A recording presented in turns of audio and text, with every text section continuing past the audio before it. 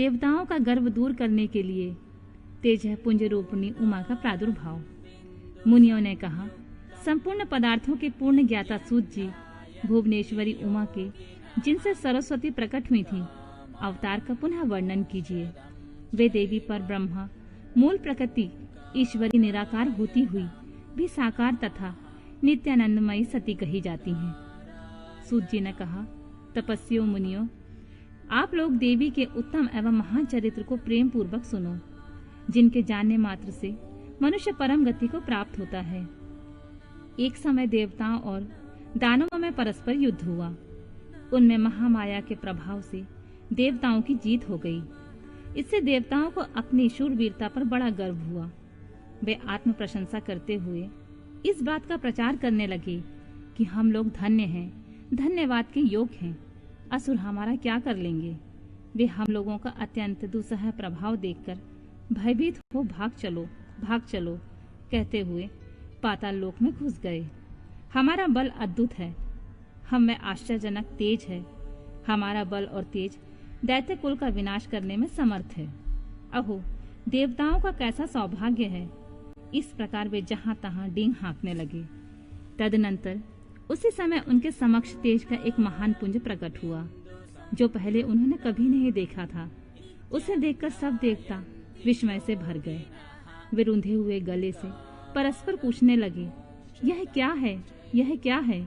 उन्हें यह पता नहीं था कि वह श्यामा भगवती उमा का उत्कृष्ट प्रभाव है, जो देवताओं का अभिमान चूर्ण करने वाला है।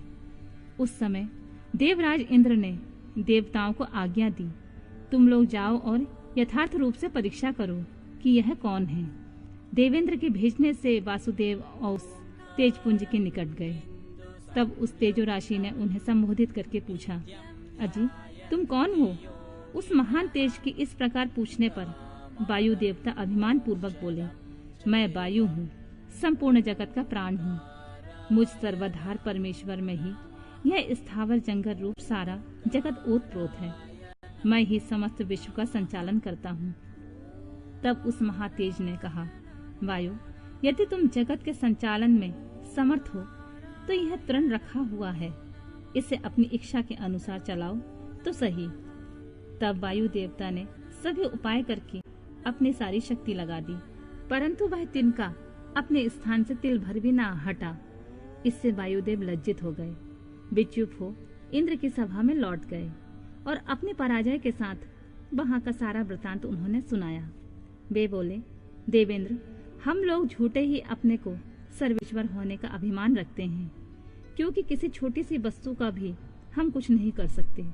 तब इंद्र ने बारी बारी से समस्त देवताओं को भेजा। जब वे उसे जानने में समर्थ न हो सके, तब इंद्र स्वयं गए। इंद्र को आते देख वह अत्यंत दुस्सह तेज तत्काल अदृश्य हो गया। इससे इंद्र बड़े विस्मित हुए और मन ही मन बोले, जिसका ऐसा चरित्र है उसी सर्वेश्वर की मैं शरण लेता हूँ। सहस्र नेत्रधारी इंद्र बारंबार इसी भाव का चिंतन करने लगे।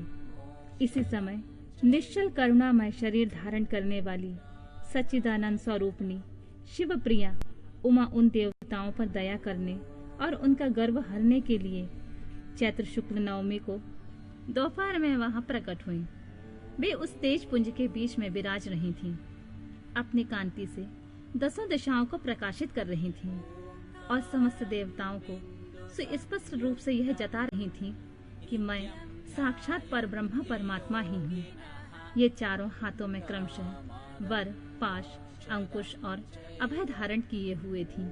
श्रुतियां साकार होकर उनकी सेवा करती थीं।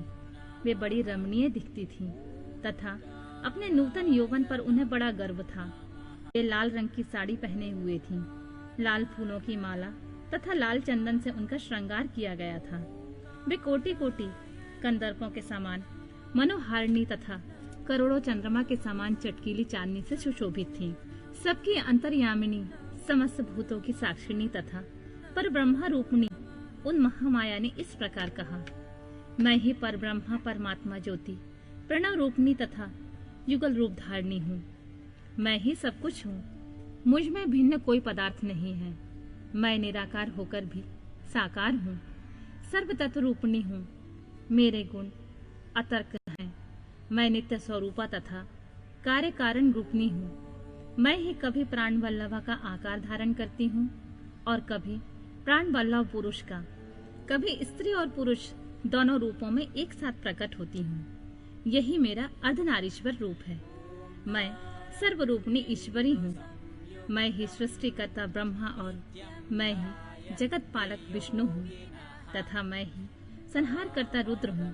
संपूर्ण विश्व को मोह में डालने वाली महामाया मैं ही हूँ। काली, लक्ष्मी और सरस्वती आदि संपूर्ण शक्तियाँ तथा ये सकल कलाएं मेरे अंश से ही प्रकट हुई हैं। मेरे ही प्रभाव से तुम लोगों ने संपूर्ण दैत्यों पर विजय पाई है। मुझ सर्व विजयिनी को ना जानकर तुम लोग व्यर्थ ही अपने को सर्वेश्वर मान रहे हो। जैसे इंद्रजाल करने वाला सूत्रधार कठपुतली को नचाता है, उसी प्रकार मैं ईश्वर ही समस्त प्राणियों को नचाती हूँ। मेरे भय से हवा चलती है, मेरे भय से ही अग्निदेव सबको जलाते हैं तथा मेरा भय मानकर ही लोकपालगण निरंतर अपने अपने कर्मों में लगे रहते हैं। मैं सर्वथा स्वतंत्र हूँ और अपनी लीला से ही कभी देव समुदाय को विजय बनाती हूँ तथा कभी दैत्यों को। माया से परे जिस अविनाशी परमात्मा धाम का श्रुतियाँ वर्णन करती हैं, वह मेरा ही रूप है। सगुण और निर्गुण ये दोनों प्रकार के मेरे रूप माने गए हैं। इनमें तो प्रथम तो माया युक्त है और दूसरा माया रहित। देवताओं, ऐसा जानकर गर्व छोड़ो और मुझ सनातनी प्रकृति की प्रेम पूर्वक आराधना करो। देवी का यह करुणा युक्त वचन सुनकर देवता भक्ति भाव से मस्तक झुकाकर उन परमेश्वरी की स्तुति करने लगे। जगदेश्वरी, मुझे क्षमा करो। परमेश्वरी, प्रसन्न हो। माते, ऐसी कृपा करो जिससे हमें फिर कभी गर्व ना हो। तब से सब देवता गर्व छोड़कर एकाग्रचित हो पूर्ववत विधि पूर्वक उमा देवी की आराधना करने लगे। ब्राह्मणों, इस प्रकार मैंने तुमसे उमा के प्रादुर्भाव का वर्णन किया है, जिसके श्रवण मात्र से परम पद की प्राप्ति होती है।